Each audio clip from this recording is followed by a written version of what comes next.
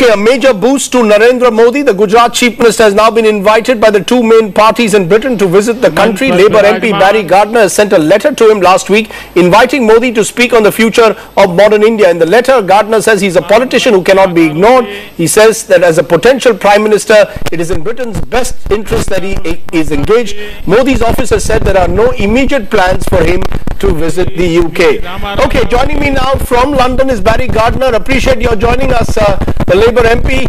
You're joining us on Skype from Moscow. In fact, what's the reason, sir, for you to have extended this invitation now to the Gujarat Chief Minister at this stage? Narendra Modi is one of the key political figures in moment. He has been one of the outstanding chief ministers of his generation. I think there's no doubt about that.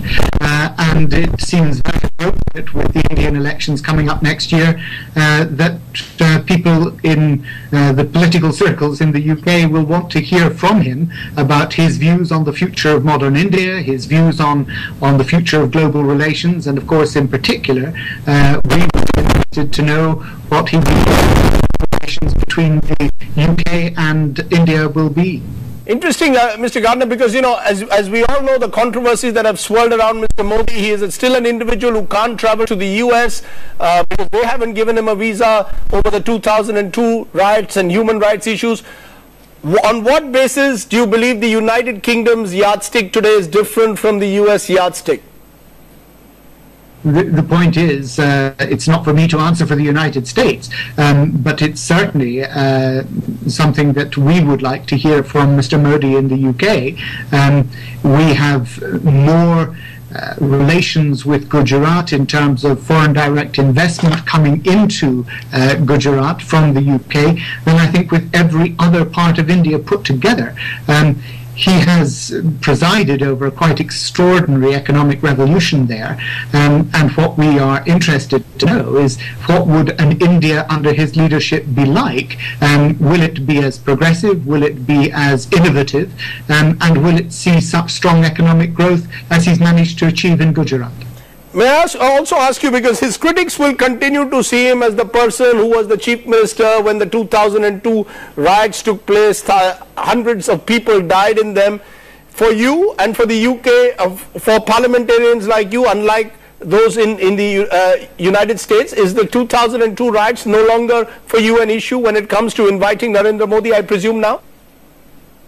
Well, of course, we also respect the courts, and it's, as I would say, it's not for me to embroil myself in Indian politics, but what I would say is that I know that allegations have been tested in India's courts, and Mr. Modi has always been exonerated with flying colours. So I think to suggest I, as a British politician, should go against the view of India's Supreme Court in this matter really is completely beside the point. May I ask you, sir, I know you're saying you don't want to intervene in Indian politics. Do you believe that Mr. Modi, from what you've seen, is the right person to lead India? In that sense, are you saying that in many ways he, as far as you are concerned, or MPs like you in Britain are concerned, is a better choice than our present Prime Minister, Dr. Manmohan Singh? I have known Narendra Bhai for almost 12, 13 years now. He came and I showed him around the House of Commons way back at the turn of the century. I've been in contact with him ever since. I count as a friend and somebody whose political acumen and ability I have the highest respect for. It's not for me in any way, shape or form to pronounce who will be the next leader of India. That is for the Indian people. What I know is that Narendra Modi will always continue to be a significant political figure in India's history. He is already. He's the leader of the opposition. I believe that he demands the appropriate respect as the leader of India's official opposition. And perhaps if he goes further and the elections in India prove favourable for him, then who knows where he may end up. Okay, you've really set the cat among the pigeons, I can tell you, Mr. Gardiner, but you've given your viewpoint, and we may well see Narendra Modi in Britain sooner rather than later. Appreciate your joining us there from Moscow.